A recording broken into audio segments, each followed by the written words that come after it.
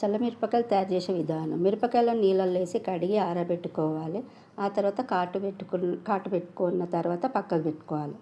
ఒక పెరుగు ప్యాకెట్ తీసుకొని ఒక బకెట్లో వేసుకొని అదంతా మంచిగా వేసుకున్న తర్వాత జీలకర్ర మెంతుల పొడి వేసుకోవాలి 2 స్పూన్లు, తగినంత ఉప్పు, 2 నిమ్మకాయలు మంచిగా రసాన్ని పిండుకోవాలి గింజలు లేకుండా. ఆ 2 నిమ్మకాయలు మంచిగా పిండుకున్న తర్వాత మంచిగా కలుపుకోవాలి. దాన్ని కలుపుకున్న తర్వాత ఆ కాటు పెట్టుకున్న మిరపకాయలు అందులో వేసుకొని మంచిగా కలుపుకొని దానికి చిక్కగా మంచి పెరుగు దానికి పట్టుకుంటాం. కలిపిన తర్వాత మూత పెట్టేసుకోండి. మూత పెట్టిన తర్వాత 3 రోజులు పక్కన పెట్టుకోండి.